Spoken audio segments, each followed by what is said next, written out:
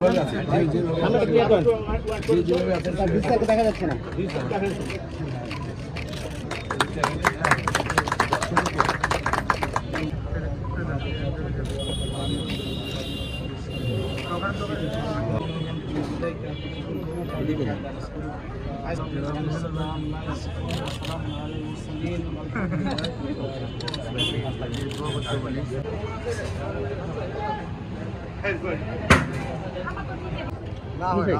আছে আছে সব তো ভাই আছে।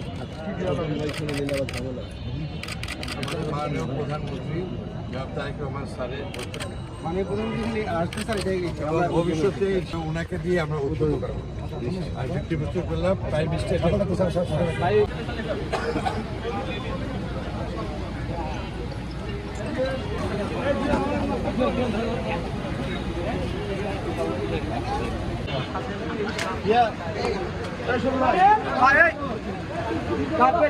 কার্পেট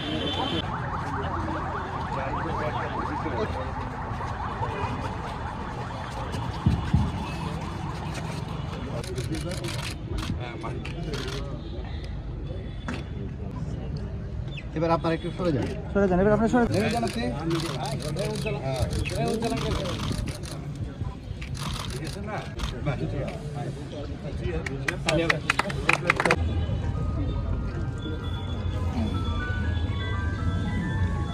এইখানে আমাদের মূলত এই জায়গাটি নজরুলকে কেন্দ্র করে তার সাহিত্য চর্চা, তার কবিতা, গান, বিভিন্ন তার সাহিত্যকে নতুন প্রজন্মকে ছড়িয়ে দেওয়ার জন্য এখানে একটি মঞ্চ থাকবে, সেটার নাম হবে নজরুল মঞ্চ। এখানে একটি কর্নার থাকবে, নাম হবে নজরুল কর্নার। এবং নজরুলের যতগুলো অঙ্গ রয়েছে, বিভিন্ন সাহিত্যের আপনার বিভিন্ন শাখা রয়েছে, এখানে আপনার চর্চা করা হবে।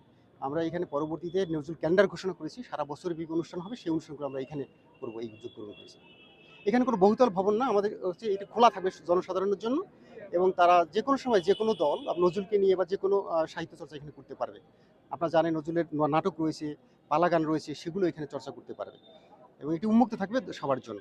আমরা নজরুল মঞ্চটার জন্য 10-12 লাখ টাকা খরচ হবে এবং আমরা প্রাথমিকভাবে 25 লক্ষ টাকার একটি বাজেট বিভিন্ন থেকে কালেক্ট করে এটা আমরা করছি নজরুল মঞ্চ এবং নজরুল কর্নার।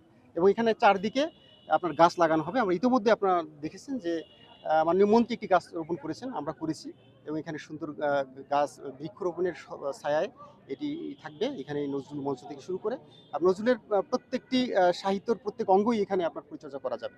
এটি ধীরে ধীরে বাস্তবিত হবে। আপাতত আমরা মঞ্চটি সম্পন্ন করে এখানে আপনার সাহিত্য চর্চার জন্য বিভিন্ন প্রোগ্রাম, যে আগামী মাসে যে প্রোগ্রামটা এটা আমরা এখানে শুরু করব।